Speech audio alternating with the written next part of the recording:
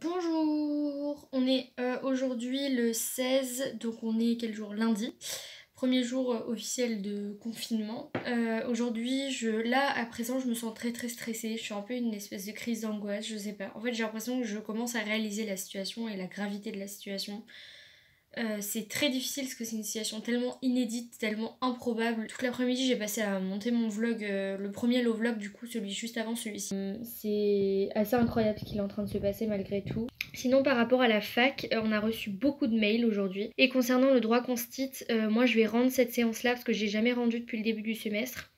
On a une disserte à faire qui s'intitule Le Parlement sous la Ve République. Des marchés bondés, des restaurants, des bars qui n'ont pas respecté la consigne de fermeture. Comme si au fond la vie n'avait pas changé. Décidé de renforcer encore les mesures pour réduire nos déplacements et nos contacts. Et il va falloir aussi que demain je fasse absolument mes TD. Là, les priorités de chez priorité, c'est vraiment faire le TD de droit de la famille. J'ai 6 fiches d'arrêt et un cas pratique à faire.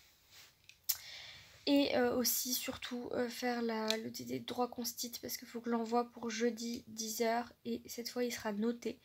Alors que celui de droit civil ne sera pas noté. Donc voilà. Mais j'ai toujours tendance en fait à faire mon TD de droit civil avant celui de droit constit.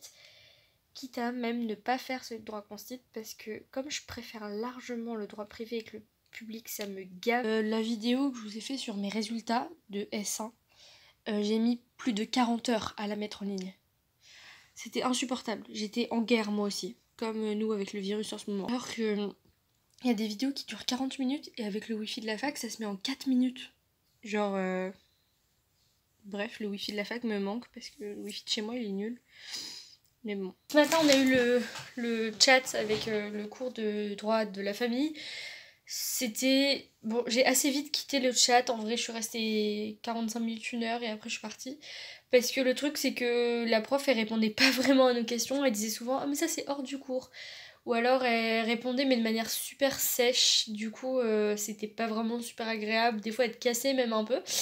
Donc voilà, c'était pas vraiment le live que j'espérais. Il y avait une question du coup sur comment ça va être les modalités d'examen parce que du coup le galop de civil, on doit le faire chez nous. On a 3 jours pour le faire au lieu de 3 heures. Voilà, c'est quand même un énorme soulagement. Désolée pour ce bordel. Voilà, j'ai toujours une montagne de fringues ici parce que je sais juste pas m'organiser. Bref, aujourd'hui en plus j'ai fait un petit effort vestimentaire. Franchement, ça n'arrive jamais, donc vous pouvez m'applaudir, merci. Sinon, il est 17h39, là je suis en train de continuer, enfin là je vais aller passer l'aspirateur et là je suis en train de faire mon intro de dissertation. J'ai passé au moins 2-3 heures sur le plan, franchement j'ai bien galéré parce que le problème du sujet qui est le Parlement sous la Ve République, c'est qu'il est extrêmement vaste. Donc il y a des milliards de possibilités. Le truc qu'ils nous disent tout le temps de faire en droit, c'est de pas faire de problématiques genre récitation de cours et de faire vraiment une question à laquelle tu vas répondre. Avec vraiment genre une démonstration. Du coup ma problématique c'est le Parlement bicaméral de la Ve République destiné à mettre fin à la souveraineté parlementaire se retrouve-t-il soumis à des revendications politiques fortes désormais menacées. Et du coup là je suis en train de faire la deuxième étape de mon intro. Vous savez qu'il y a 6 ou 7 étapes, je sais plus. En intro, il y a accroche, définition des termes du sujet, limite, intérêt du sujet, problématisation, problématique, réponse à la problématique, plan. 8 étapes. J'ai de plus en plus de doutes sur ce que je suis en train de faire. Après, à chaque fois que je fais un truc en constit, c'est toujours la même chose. J'ai tellement de doutes tout le temps. Parce qu'ils notent tellement dur les profs de constit que tu sais jamais si ce que tu es en train de faire c'est de la merde ou pas. Et que de toute façon, un peu quoi que tu fasses, quand tu vas leur proposer ton plan et ta problématique, ils vont te faire comprendre que c'est nul. Donc voilà, même des fois genre t'entends des problématiques ou des plans de gens et tu te dis wow c'est un truc de ouf, moi j'ai pas du tout fait ça. Et après le prof genre il arrive et il clash et il dit que c'est nul quoi. Donc j'ai l'impression que quoi que tu fasses ça va pas parce que c'est tellement genre rigoureux. C'est insupportable genre le nombre de mails qu'on reçoit dans la journée. Franchement j'aurais dû compter depuis ce matin le nombre de mails que j'ai reçus mais concrètement toutes les 5 secondes on reçoit des mails des profs qui en plus très généralement nous répètent la même chose que ce que le prof d'avant vient de nous dire. C'est-à-dire oui, on essaie d'organiser sur Célène mais c'est pas facile, mais attendez les consignes de vos chargés de TD. Je sais pas vous, au lycée, ce que vous en pensiez des conclusions. Mais moi, quand j'ai appris qu'il n'y avait pas de conclusion en droit, j'ai été tellement contente parce que j'ai jamais compris l'utilité d'une conclusion. Je me suis toujours dit au lycée, en fait, je bâclais, genre je répétais vite fait ce que j'avais écrit dans tout le reste, mais j'avais pas beaucoup de temps en plus, donc je bâclais vraiment. Genre ma conclusion, c'était vraiment de la dope, c'était juste une répétition en 3 lignes de tout ce que j'ai fait, mais pourri, tu vois ce que je veux dire. Et du coup, je voyais jamais l'intérêt de répéter en fait. Je voyais vraiment pas l'utilité du truc. Et du coup, quand j'ai appris qu'il n'y en avait pas en droit, j'étais en mode enfin des gens qui ont compris que la conclusion ça ne servait à rien. Non, c'est pas nouveau, mais je pense qu'on a beaucoup trop minimisé ce virus. Mais beaucoup trop. Déjà, on l'a pris beaucoup trop tard, déjà. Alors que pourtant, nous, on a eu la chance, on va dire, même si c'est horrible de dire ça, de voir en fait déjà d'autres pays, comment ils ont réagi, enfin on a eu le temps de le voir venir on va dire. Et en fait tant que c'était en Chine et même encore un petit peu en Italie, mais surtout quand c'était en Chine, on a énormément minimisé alors que c'était déjà une crise hyper grave. La Chine, ils ont pris des mesures ultra drastiques, ils ont réussi à l'évincer quasiment, mais ils ont pris des mesures encore pires que nous. Et ça a été vraiment un truc de fou quoi là-bas. Et nous, en fait, tant que c'était pas chez nous, on croyait que c'était un petit virus comme ça. Et on continuait nos habitudes, enfin nos vies habituelles. En fait. Bien sûr, faut pas non plus céder à la panique, crier, pleurer, voilà, c'est sans intérêt. De toute façon, c'est pas comme ça qu'on va l'évincer le virus. La meilleure des manières de le faire, c'est encore une fois de rester chez soi, de prendre aucun risque inutile, de bien écouter les consignes du gouvernement. Mais je pense qu'il faut aussi voir la réalité en face et se rendre compte qu'il faut arrêter de minimiser ce virus. Parce que c'est juste super grave. Encore pour l'instant, le coronavirus n'est pas non plus un virus extrêmement meurtrier. On est à 3% à peu près de taux de mortalité, c'est pas non plus le pire virus que la Terre ait connu, c'est pas la peste, c'est pas non plus la grippe espagnole, c'est pas Ebola. Donc voilà, mais je me dis, si dans les prochaines années, on arrive enfin à sortir de ce virus-là et qu'on se retape un autre virus, mais beaucoup plus meurtrier, comment on va faire? Comment vont faire nos systèmes de santé? Parce que c'est pas que j'ai pas confiance en le personnel médical, soignant, etc. J'ai totalement confiance en eux, je sais qu'ils sont brillants, ils sont formés pour. Et voilà, mais le problème c'est qu'avec cette politique qu'on a en ce moment de réduction des dépenses publiques et de fermeture des hôpitaux, de réduction du budget accordé aux hôpitaux, etc. et à la santé en général, je pense qu'on va jamais réussir à faire face aux crises sanitaires qui nous attendent.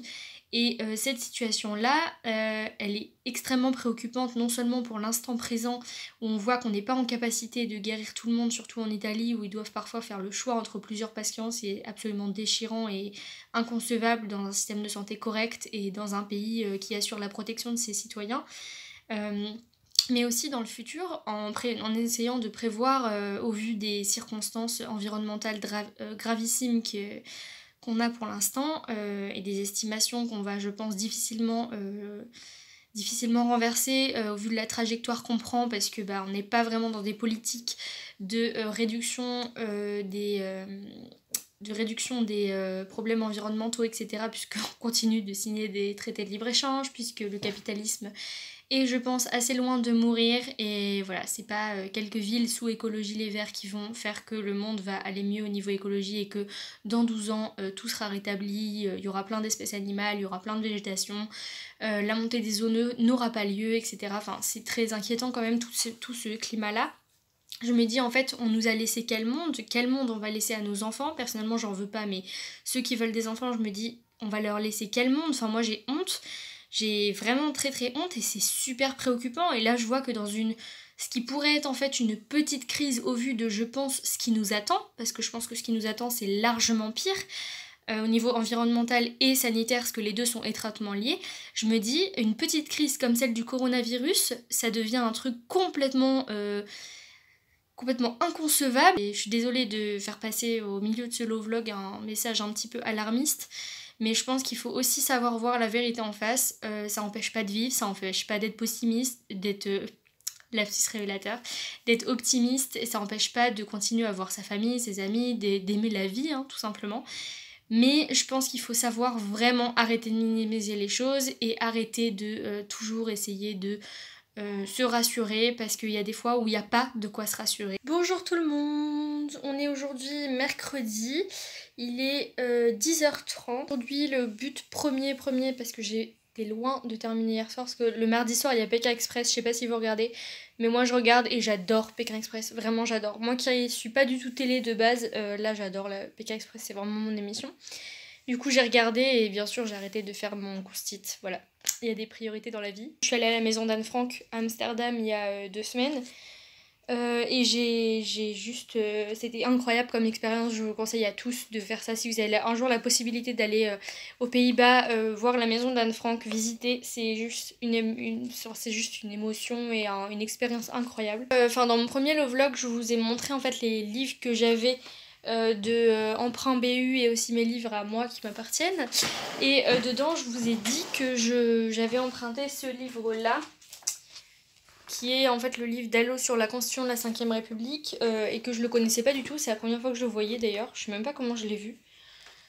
Bon après il faut dire que je suis pas non plus toute ma vie dans le rayon droit public quoi, je suis plus souvent dans le rayon droit privé. Et du coup hier j'ai eu enfin l'occasion de le tester pour faire du coup mon commentaire, enfin ma disserte, parce que l'autre, celui d'Alloz, mais lui là, il n'y avait pas grand chose, en fait ça c'est plus de la théorie, mais c'est pas vraiment la Constitution de la 5ème République. Du coup, il n'y avait pas beaucoup d'infos qui m'étaient utiles, donc j'ai vraiment eu besoin de lui. Enfin, du nouveau là. Le petit nouveau. Et je l'aime beaucoup, franchement. Il n'y a pas tout non plus, mais il est plutôt bien fait. Et franchement, j'ai été plutôt surprise. Bonjour, j'ai fini la moitié de mon B grand 2. Ah. Voilà, on a des problèmes. Le courant est parti, super. Je sais pas pourquoi. Et en plus notre alarme sonne, je sais pas si vous avez entendu. Bon les gars, sinon à part ça, je viens de voir un truc de malade, genre un truc de ouf. C'est que Jurixio a commenté une de mes vidéos. Genre les gars, attendez 2 secondes. 2 secondes. Jurixio. Genre Jurixio c'est un peu la référence du droit, tu vois. Quand j'ai vu ça, genre commentaire de Jurixio, j'étais en mode...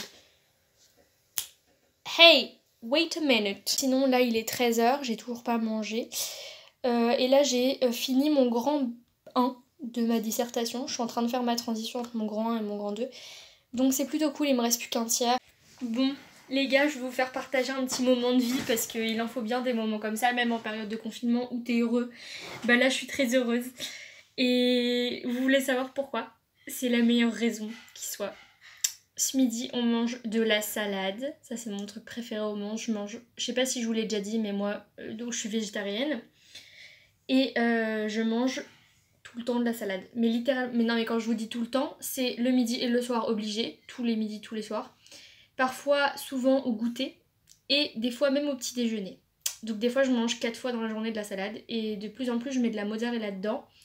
Je vais essayer quand même de réduire un peu ma mozzarella parce qu'il y a du lait. Je sais que c'est pas ouf le lait. Ah, je suis trop contente parce qu'on mange de la salade et pas que de la salade. On mange de la tartiflette. Végétarienne bien sûr pour moi. Je suis trop contente. On mange de la tartiflette. Il est 16h32. Je suis en train de relire ma dissertation parce que j'ai fini. Bon, sinon les gars, à part ça, je voulais que je vous dise un truc trop positif. C'est l'heure de... goûter. J'essaie juste, en fait depuis tout à l'heure j'essaie de me connecter à mon Gmail, regardez. Voilà. Là je vous dis, on n'est pas près d'avoir la fibre dans mon village, hein, parce que c'est trop la galère dès que je veux... Surtout que je suis loin de la box dans ma chambre, donc je vous dis même pas la galère que c'est.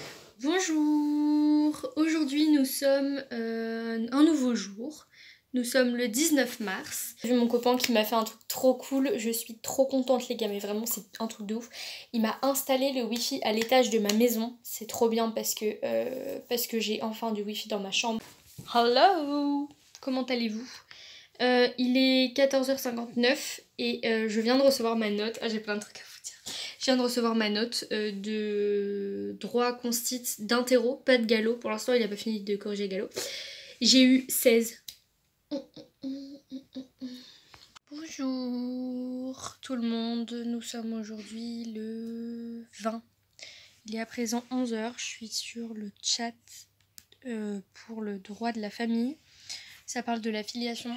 Le problème c'est que moi j'ai pas fait en fait la séance sur la filiation, je l'ai pas encore faite. Ni le cas pratique, ni les fiches d'arrêt. Donc du coup je sais pas du tout de quoi il parle. On est le 20 et il est 14h30. Là je suis en train de... j'ai fini de rattraper tout mon cours d'institution administrative, donc ça c'est plutôt cool. Là il est 21h30. Et là j'attends mon copain du coup qui va venir dormir à la maison. Et cet après-midi j'ai fait que de travailler. Je me suis vraiment pas levée de mon lit de toute l'après-midi pour récupérer les CM que j'avais manqué. J'ai pas encore terminé mais le constit me montait à la tête, j'en pouvais plus littéralement, mais je n'en pouvais plus. Du coup j'avais qu'une envie, il était 7h30, j'avais fini la section 2, je me suis dit je m'arrête à la section 2, je ferai la 3 demain. Donc voilà, j'ai dû rattraper peut-être 15-20 pages, mais il me reste encore pas mal. Donc voilà, mais je vais faire ça petit à petit parce que là j'en peux plus du constit. Franchement, c'est là j'ai eu ma dose pour l'année. Franchement, je suis saoulée. Surtout que c'est pas ma matière, donc bref. J'ai rattrapé aussi les institutions administratives. Enfin bref, aujourd'hui j'ai rattrapé quasiment que du droit public, donc c'est pas mon délire. Buenas noches, j'espère que vous prenez tous soin de vous et que vous sortez pas de votre maison. Bisous. Et bon courage à tous ceux qui sont en appart, je pense très fort à vous. Bonjour. Bonjour tout le monde. Aujourd'hui on est le 21. On est samedi. Alors, aujourd'hui, vraiment mission, travailler un max. Bon, je dis ça tous les jours. Hier, j'ai profité un peu de passer du temps avec mon copain, donc j'ai pas vraiment beaucoup bossé. Enfin, j'ai commencé ma fiche sur le divorce, mais j'ai pas vraiment fait plus que ça. Là, je vais faire mes fiches d'arrêt parce que c'est primordial, faut que je les fasse. Je les ai toujours pas commencées, j'en ai 6, je crois. Donc, faut vraiment que je m'y mette parce que voilà, il est temps. Le truc trop bizarre avec le confinement, c'est qu'en fait, il n'y a pas vraiment de jours. Genre, tous les jours, tu fais la même chose. Donc, t'as pas l'impression, en fait, que... Ah, on a un mail du président de l'université. T'as pas l'impression que les jours se succèdent. Genre là, on est samedi, mais... On n'a pas l'impression du tout d'être samedi. On a juste l'impression d'être un jour parmi tant d'autres, en fait. Bon, en gros, dans son mail, il nous remercie d'avoir été aussi réactif et voilà. Chacun d'entre vous a réagi de façon constructive à la crise que nous traversons. Patati patata. La période de confinement risque de durer encore quelques semaines. Merci. Je voulais vous parler d'un sujet qui n'a pas de rapport direct avec le Lovlog, mais juste je viens de voir une vidéo où il parle du vouvoiement dedans et ça me fait penser du coup à ça. En fait, nous à la fac, j'aimerais bien voir vous comment à la fac on vous traite. Genre est-ce qu'on vous voit ou est-ce qu'on vous tutoie? Les profs, le personnel, etc. Nous, à la fac, on nous vous voit, toujours. On nous appelle madame, monsieur, et on nous vous voit.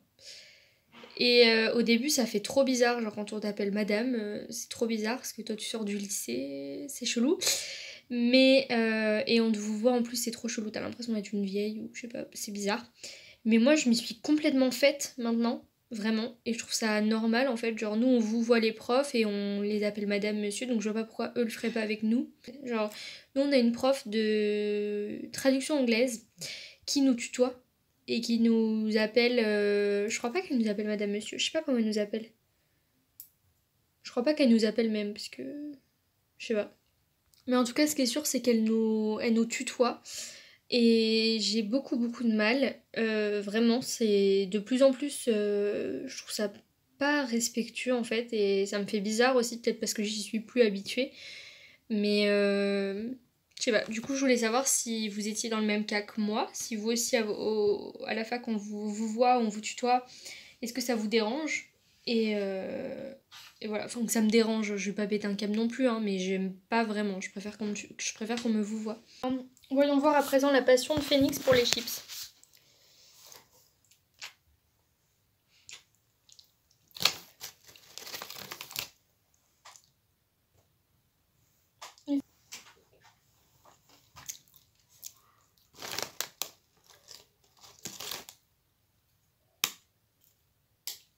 Mais... Non mais Phoenix, il est sérieux, il met sa patte dans le paquet de chips. Bonjour, nous sommes aujourd'hui... j'ai un bouton, c'est pas grave. Nous sommes aujourd'hui le 22. Et j'ai travaillé aujourd'hui. Hier soir, j'ai fini de travailler à 2h du matin. J'ai fait 4 fiches d'arrêt. Ce matin, j'ai fait les 2 dernières. Hier matin, j'avais envoyé un mail en fait à ma chargée de TD de droit civil pour lui dire, de droit de la famille, pour lui dire que j'arrivais pas à faire la fiche d'arrêt, mais il y a 2 semaines. Genre que en fait j'avais fait toutes les fiches d'arrêt sauf elle parce que j'étais bloquée sur celle-ci.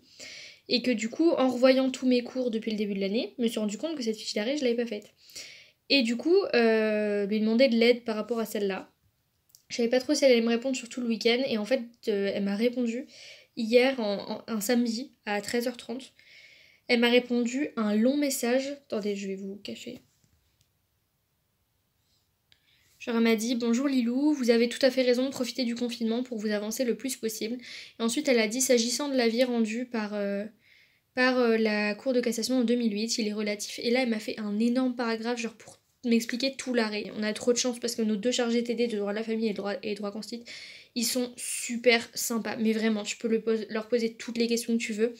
Dans la semaine, tu peux leur envoyer des messages souvent, des mails, ils vont tout le temps te répondre super rapidement. Genre notre chargée de TD de civil, elle répond hyper vite. Et elle répond vraiment en détail. Genre tu peux lui poser toutes les questions que tu veux, surtout quand t'as un cas pratique. Ils sont grave là pour nous. Ensuite ils nous disent genre n'hésitez pas si vous avez d'autres questions et tout. Et dès que t'en reposes une, pareil, ils te répondent. Genre ils sont vraiment là H24 pour toi, à te donner le plus de détails possible. Vraiment ils font pas ça à moitié.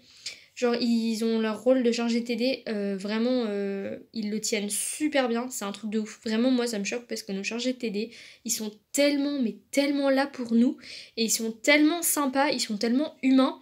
Même qu'en droit de la famille ça m'est arrivé plusieurs fois d'être complètement bloquée sur un cas pratique et d'avoir tellement de questions à poser qu'en fait un mail ça suffit pas ou alors il va faire 10 pages quoi. Et du coup j'envoyais un mail à ma chargée TD. Et je lui disais genre j'ai plein de questions, je sais pas comment faire, je suis bloquée sur ça, ça, ça et tout. Et des fois elle me disait bah si vous êtes à la BU, on se retrouve à l'entrée de la BU dans 10 minutes et on parle de ça. Et du coup je descendais en bas de la BU, on va la voir.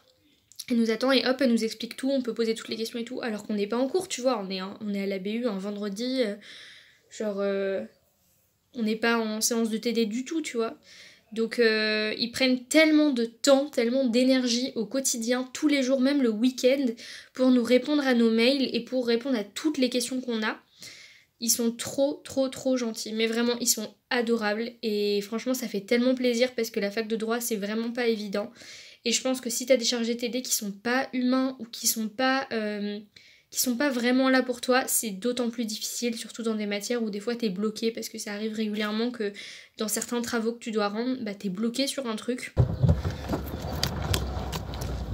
J'ai réussi à sortir d'un parking un peu difficile sans aucun problème les gars. Vraiment je m'améliore. Ça fait trop du bien comment il fait beau. Bon en vrai on a de la chance pendant ce confinement parce que là il fait super beau en ce moment. En fin de terminale, on le fait dès qu'on sort du confinement. S'il y a possibilité de reprendre les cours, cet examen terminal bascule en contrôle continu et je vous fais un devoir sur table et je fais la moyenne des deux, par exemple, ce qui donne un peu plus de souplesse. Éventuellement, si c'est possible, je n'en sais rien. Tout dépend aussi de la souplesse de l'administration, ce qu'ils veulent bien faire, ce qu'ils ne veulent pas faire. J'ai pris la décision il y a 4 jours environ de me mettre à travailler la nuit au lieu de la journée, pour plusieurs raisons. Et en fait, au début, je voulais pas faire ça parce que je voyais tout le monde sur YouTube et tout dire oui, il faut se lever le matin, il faut se motiver le matin pour se lever, pour être efficace le matin, patati patata. Je me suis dit ok, parce que moi ça faisait 2 semaines que j'y arrivais pas, que j'étais toujours pas vraiment dans mes cours, il y a un moustique, catastrophe. Et puis j'avais pas le moral, j'étais complètement à plat, vraiment. J'avais pas de motivation, pas de morale, pas d'énergie, aucune énergie. Et depuis la semaine dernière ça va mieux, en grande partie parce que j'ai pris cette décision là de bosser la nuit. Donc je me suis dit je vais me lever le matin, je vais me réveiller à 8h30, 9h. Comme ça je me réveille, je prends mon petit déj rapidement et je peux m'y mettre le matin jusqu'à midi, ça me fait gagner du temps. J'ai vraiment pas du tout aimé, en fait ça va pas avec moi, genre moi je suis vraiment pas quelqu'un du matin, mais alors vraiment pas du tout. Genre le matin, même en cours, j'ai beaucoup de mal à me concentrer. Jusqu'à midi en fait j'arrive pas, mon cerveau est au ralenti. Je remarque quand je reprends mes cours qu'en fait tous mes cours que j'ai le matin, à chaque fois j'écris n'importe quoi dedans. Ma prise de notes c'est n'importe quoi, j'écris des mots qui n'existent pas, ma mise en page elle est horrible, enfin vraiment le matin c'est vraiment pas pour moi. Et du coup bah là ça a refait la même chose, donc je m'y mettais à 9h, je faisais 1h30 de travail jusqu'à aller 11h30. Ensuite j'arrêtais pour aller manger, donc 1h30 déjà t'as pas le temps de faire grand chose quoi.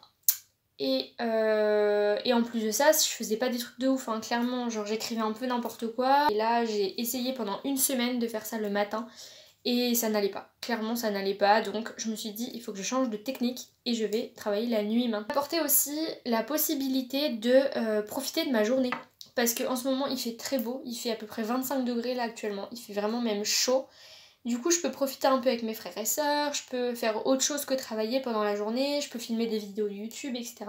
Donc la plupart du temps, quand même, l'après-midi, je continue de travailler. Je décale juste mes journées. En fait, ce que je fais comme rythme, c'est que je me réveille vers midi 30. Tout dépend de l'heure à laquelle je me couche, je me réveille. Hein.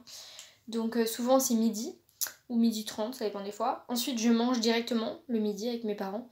Ensuite, je travaille l'après-midi, travail de, on va dire, 10h à 4h, 4h30 du matin. Tout dépend à quelle heure j'ai envie de me coucher. Mais la plupart du temps, je vais me coucher vers 4h et me réveiller vers midi. Il y a un truc, c'est que mon sommeil est largement meilleur. Parce que j'ai des gros soucis, moi, d'habitude, de sommeil. Je commence à stresser et j'ai beaucoup de mal à m'endormir. Je mets parfois 1h, 2h, 3h à m'endormir. Et le point positif de travailler la nuit, c'est que quand je me couche, vers 4h, en fait, j'ai tellement de fatigue, j'en ai tellement marre de mes cours et tout, que je m'endors direct. Au niveau de la fatigue, j'ai remarqué une réelle différence, je suis beaucoup moins fatiguée maintenant. Le truc aussi, c'est que la journée passe plus vite. Gros avantage de concentration. Concentrer la journée, parce qu'en fait, j'ai beaucoup de distractions. Donc il y a mon téléphone, des gens qui me parlent par téléphone, des gens qui me parlent dans la vraie vie, ma soeur qui vient, qui veut que je lui fasse une coiffure, et puis patati patata. Bref, il se passe tout le temps un truc pour te distraire, du coup t'es pas à 200% dans ton truc, tu peux pas penser que à ça pendant 4 heures de suite, tu vois, c'est pas possible. T'as toujours un truc à côté qui va te couper dans ton élan. Et la nuit, c'est idéal parce que t'as aucune distraction, puisque tout le monde dans ta maison est en train de dormir, littéralement. T'as juste ton chat à côté de toi, clairement, et c'est tout. Et tout le monde dort, par téléphone, personne te parle. De toute façon, moi je coupe mon téléphone, mais personne me parle parce que tout le monde dort. Donc en fait, t'es vraiment à fond dans ton truc, 200%. Moi, je fais pas de pause, c'est-à-dire que après, j'ai beaucoup de facilité à être concentrée très longtemps sur le même truc. Je peux être 4 heures sur le même truc sans faire de pause, il n'y a pas de problème là-dessus.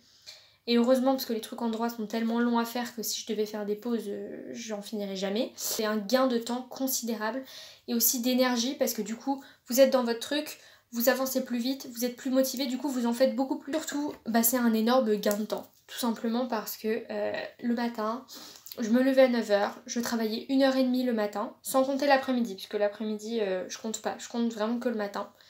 L'après-midi, c'est pareil, avec ma technique de maintenant ou avec la technique d'avant, je travaille à peu près autant. Donc l'après-midi, on met de côté. On va compter que le matin. En termes de productivité, j'étais nulle, parce que je faisais 1h30, mais avec des distractions. Donc en gros, j'avais vraiment quasi rien fait. Du coup, 1h30 avec une productivité si faible, c'est clairement pas ouf. Et j'arrivais jamais à bout de tout ce que j'avais à faire, j'étais même très loin. Et là, le soir, comptez juste 2 secondes, je m'y mets à 22h. Je termine à 4h du matin. Je fais 6 heures de suite, sans distraction, au lieu de 1h30 avec distraction. Forcément que j'avance, mais 4 fois plus vite la nuit. Je vous jure, en termes de productivité, j'ai quadruplé, quintuplé ma productivité. C'est incroyable. J'ai vraiment... C'est le jour et la nuit, c'est le cas de le dire. Bon, les gars, il est presque 16h du coup. Et là, il est 16h même. Et je vais vous tourner la vidéo. Je suis en train de préparer un petit peu tout ça. Pour droit langue, puisque du coup, j'ai eu plein de questions sur droit langue. Donc je vais tourner une vidéo pour répondre à toutes vos questions. Nous sommes le 13 avril aujourd'hui. Il est à présent 2h, pile poil de l'après-midi. Et j'ai pris une très grande décision. Je vais clore ce low vlog juste ici. Je vais pas faire trop durer le suspense, je pense que vous vous en doutez. J'ai décidé de quitter droit langue pour plein de raisons que je vais vous expliquer un petit peu longuement ici, mais c'est très important, je le referai sans doute pas dans une autre vidéo. Faut savoir que toute l'année j'ai hésité à quitter droit langue, toute l'année. Il n'y a pas un seul mois où j'y ai pas pensé, même une seule semaine où j'y ai pas pensé avec les filles. Les cours d'LEA ne m'ont jamais plu, vraiment ça me plaît pas en fait. À la limite, il y a quelques cours que j'ai trouvé intéressants comme le droit anglophone et PRI, mais sinon à part ça, voilà, moi tout ce qui est langue orale, grammaire, traduction, tout ça, ça ne m'intéresse pas du tout. Du coup, pourquoi je suis restée cette année ? Alors il y a eu beaucoup de raisons, mais il faut savoir que vraiment chaque semaine j'ai pesé les pour et les contre de rester, partir, etc. Donc pour moi ça n'a jamais été une évidence droit langue. J'ai voulu quitter droit langue avant le début du second semestre, sauf que en fait j'ai pas pu parce que, enfin j'aurais pu techniquement, il y a plein de gens qui l'ont fait, mais ce qu'il fallait faire c'était passer au rattrapage pour rattraper les matières du S1 de droit qu'on n'avait pas eu, donc le module 3. Et moi j'avais vraiment pas envie d'aller au rattrapage, du coup je me suis dit ok je prends sur moi, je finis mon année, je fais mon second semestre en droit langue et au pire si je veux partir je partirai avant la L2. Faut savoir que quand on se réoriente, donc en droit normal et pas en droit langue, on a validé bien sûr notre L1 de droit, indépendamment de notre L1 de LEA. Donc il n'y a aucun souci pour passer en L2 droit, vous n'avez pas du tout à refaire votre première année, vous avez validé votre première année de droit, donc vous pouvez passer en deuxième. Je regrette pas du tout cette année droit langue et je vous conseille vraiment de faire une première année droit langue, et si ça vous plaît pas et que vous vous rendez compte que c'est le droit qui vous plaît, bah vous virez vers le droit comme moi j'ai fait. Parce qu'on a tout de suite 1 milliard de responsabilités, on doit s'auto-gérer, on doit être autonome, on doit rendre beaucoup de choses à la fois.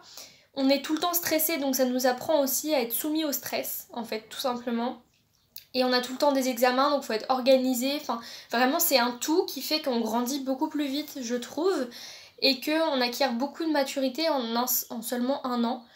Et beaucoup de culture générale, enfin vraiment ça m'a apporté tellement de choses. Et aussi j'ai rencontré mes amis Sally et Lilou, donc ça c'est trop cool. La première raison bien sûr c'est de pouvoir me concentrer que sur le droit et uniquement sur le droit. Parce que le problème c'est que moi déjà LEA ça ne me plaît pas, donc il y a déjà cet aspect là que en fait ça ne me plaît pas du tout, ça ne m'intéresse pas du tout. C'est que la LEA ça nous prend énormément d'énergie, c'est très fatigant, très fatigant, c'est même épuisant. C'est vraiment un rythme extrêmement difficile.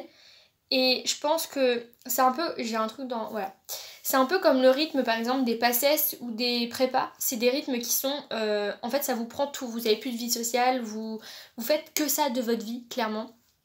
Et en fait, il faut pas voir que l'emploi du temps, il faut voir aussi tout le boulot que vous avez chez vous, parce que l'emploi du temps, certes il y a 36 heures, certes c'est difficile, vous faites 8h, 20h la plupart des jours et tout, mais le plus difficile c'est vraiment d'avoir le temps de faire ses TD avec un emploi du temps aussi chargé. En fait c'est ça le plus fatigant, c'est même pas l'emploi du temps en lui-même, c'est vraiment tout le travail qu'on a à faire personnellement, tout le travail personnel qu'on a à faire et qu'on n'a pas le temps de faire.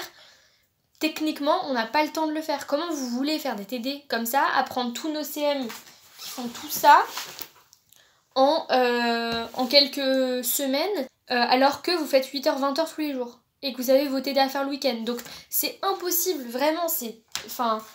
Donc faut constamment faire des choix, etc. Donc j'ai appris ça aussi, j'ai appris à faire des choix, ça m'a beaucoup aidé, ça m'a beaucoup construite. Je pense que j'en tire beaucoup d'enseignements personnels de droit langue, c'est vraiment super. Genre ça a été une expérience vraiment trop cool et vraiment je suis trop contente d'avoir fait cette expérience-là. Mais voilà, ça demande beaucoup d'énergie, beaucoup de...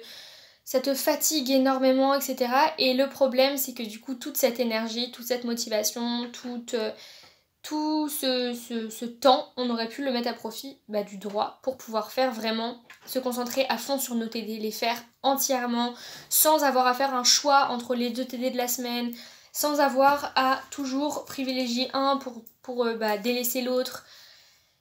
Vraiment, on pourrait en fait en droit se mettre à apprendre nos CM, on pourrait faire... tout ce que les gens en licence de droit normal font en fait, que nous on n'a pas le temps de faire parce que on a notre emploi du temps est trop chargé et qu'en plus de ça en LEA vous en doutez on a des trucs à rendre, donc en plus du truc, et on a des partiels en plus quasi tous les jours, donc voilà, donc ça c'est vraiment mon grand regret en fait, j'en ai parlé plusieurs fois dans les vlogs, c'est qu'en fait j'ai pas le temps de faire comme je voudrais le faire, le droit. Droit langue c'était utile que si soit vous voulez faire du droit international ou du droit européen et que vous en êtes sûr et certain, soit si la LEA vous intéresse vraiment, tout simplement. Aussi si vous savez tout simplement pas quoi faire, mais vous savez que vous aimeriez travailler dans l'international. Et le problème c'est que ça nous dessert beaucoup, parce que du coup en droit on n'a pas les notes qu'on pourrait avoir si on avait le temps de vraiment se consacrer qu'au droit. Les responsables de master de droit français, donc droit civil, droit de la famille, droit pénal, enfin du droit français pur, pas droit international ou droit européen, mais droit français, ils vont regarder vos notes de droit. Combien vous avez eu en droit du travail, combien vous avez eu en droit des contrats, en droit de la famille, etc. Pas vos notes que vous avez eu en grammaire anglaise ou en langue orale espagnole. Ça, ils s'en foutent. Je savais pas encore quoi faire plus tard. Je venais de me rendre compte que le droit m'intéressait vraiment, mais je savais pas encore quelle branche et tout. Et au fur et à mesure de l'année, je me suis vraiment rendu compte qu'il y avait une branche qui m'intéressait énormément. Et que je voulais vraiment faire ça. Pour l'instant, en tout cas, je suis à fond dans cette idée-là. Ça fait déjà quelques mois. Et voilà, pour l'instant, je veux vraiment me diriger vers ça. Et si dans mon chemin il y a quelque chose qui me fait changer d'avis et tout, bah je suivrai mon cœur tout simplement et ce que j'ai envie de faire. Mais pour l'instant, si je suis mon cœur, je vais de ce côté-là, c'est-à-dire pour être avocate. Je sais que c'est des études très difficiles, très longues, etc. Mais j'ai envie de garder espoir, j'ai envie de croire en mes rêves. Des trucs encore très négatifs, je sais qu'ils essaient de changer ça en droit langue, mais pour l'instant c'est encore comme ça. C'est qu'en fait vous n'avez pas exactement toutes les matières de droit. En fait vous avez donc module 1, module 2, donc avec vos mineurs, vos majeurs, comme ceux de droit, vous êtes avec eux en TD et tout, c'est exactement la même chose. Par contre, vous n'avez pas de module 3. Tu peux choisir un module 3, et là c'est du droit. Donc ça veut dire que si tu restes en droit langue, t'as pas ce choix-là à faire en fait, et donc du coup il te manque des matières. Donc par exemple tout ce qui est droit commercial, droit fiscal, droit du travail, c'est des choses que en L2 et en L3, dans toute ta licence de droit langue, tu n'as pas. Donc si tu veux postuler à un master où dedans il y a une bonne partie, c'est par exemple du droit du travail, que tu dis que tu n'en as jamais fait en licence, en fait ton parcours de droit est beaucoup plus complet que si tu es en droit langue. Droit langue, ça va t'apporter d'autres choses. Ça va t'apporter par exemple du droit anglophone, du droit hispanophone, PRI, ça t'apporte beaucoup de choses, des relations internationales et tout que t'as pas forcément en droit normal. Par contre, si tu veux du droit pur français, faut aller en droit normal en fait. Et en fait, en L2, c'est trop bien parce que tu peux choisir entre plein de trucs. Genre, t'as 6 choix de module 3. Donc, il y a éco, géo, MCI et tout. Mais il y a aussi... et en plus, tu peux changer de module 3 du premier au deuxième semestre. Donc, c'est trop cool. Et moi, j'ai vu des matières, j'étais en mode « Ah non, mais je veux trop avoir ces matières. C'est trop intéressant. » Et c'est trop intéressant. Genre, vraiment, moi, c'est des matières qui m'intéressent beaucoup plus que grammaire, langue orale et tout. Et ça, je peux pas les avoir en droit langue. Du coup, j'étais en mode, go. Donc pour la L2, tout cet aspect-là, en fait, ça va me porter vraiment préjudice. Mais pour moi, je préfère ne pas rester en droit langue parce que ça m'apportera pas autant... J'aurai pas autant de matières de droit normal que les droits normaux. Et du coup, au moment de la sélection de master, je vais passer après forcément. Par contre, si je veux faire du droit international, je vais passer avant. Donc, tout dépend de vos perspectives d'avenir en fait et de vie professionnelle. Mais voilà, moi, ma perspective ne va pas avec ma formation, donc autant me mettre dans la bonne formation, en fait, qui en plus m'intéresse 1000 fois plus. Quand j'ai vu pour la L3, c'était encore pire, parce que la L3, en fait, en L3, je vous explique, en droit à Tours, vous avez 1 milliard de possibilités en L3, c'est incroyable. Vous pouvez choisir entre 5 voies différentes. Donc, dans chaque voie, il y a des matières différentes. Donc, vous pouvez choisir entre soit droit privé A, donc il y a certaines matières, soit droit privé B, soit droit public A, soit droit public B, soit droit et sciences politiques. Où là vous allez avoir beaucoup, genre vous allez avoir moitié de vos cours c'est du droit et moitié de vos cours c'est de la science politique. Vous savez, dans ces 5 possibilités là, moi j'adore le droit privé A, je pense que je prendrai celle-là en L3. Droit privé A, ça a l'air trop intéressant. Il y a droit du travail, droit des libertés fondamentales et tout, ça a l'air trop intéressant. Donc vous avez déjà 5 voies différentes avec à chaque fois des matières différentes. Donc vous avez une possibilité de choix énorme. Et dans chacune, à part droit Sciences Po, c'est quasiment que du droit français. Quasiment. À part droit des libertés fondamentales, mais il y a beaucoup de droit français. Donc là, vous avez un gros bagage pour votre master si vous voulez faire du droit français. Ça, vous ne l'avez pas en droit langue, clairement. Je vais vous expliquer après ce que vous avez en droit langue. Dans ces 5 possibilités-là, dans chacune d'entre elles, vous avez encore... Je crois que c'est 3 possibilités au niveau du choix du module 3. Avec, en fait, vous avez mais vraiment un éventail de possibilités en L3 avec des modules différents. Vous pouvez changer selon les semestres et tout. En fait, c'est un peu quasiment à la carte, hein, quasiment. La L3 en droit à Tours. Et du coup, genre moi, les matières m'intéressaient tellement et j'étais en mode, mais ces matières-là, en plus, on les a pas en droit langue. Et moi, ça risque de me porter préjudice dans mon choix de master. Et en plus de ça, c'est des matières qui m'intéressent vraiment. Alors qu'en droit langue, j'ai regardé et en fait, vous avez qu'une seule possibilité. Il n'y a pas plusieurs trucs, il y a encore du... En fait, vous avez qu'une seule voie, vous êtes obligés de faire tous la même chose en L3. Alors qu'en droit normal, on a plus de 20 possibilités. Et là, vous avez qu'une seule possibilité et c'est quasiment que du droit européen et du droit des libertés fondamentales. Ce qui est logique, droit langue, ça s'inscrit dans une logique européenne et internationale, donc c'est normal. Mais du coup, pour les personnes qui veulent faire du droit français et pas forcément du droit européen ou du droit international, ça n'a aucun intérêt parce que vous n'avez pas de matière de droit français, ou très peu.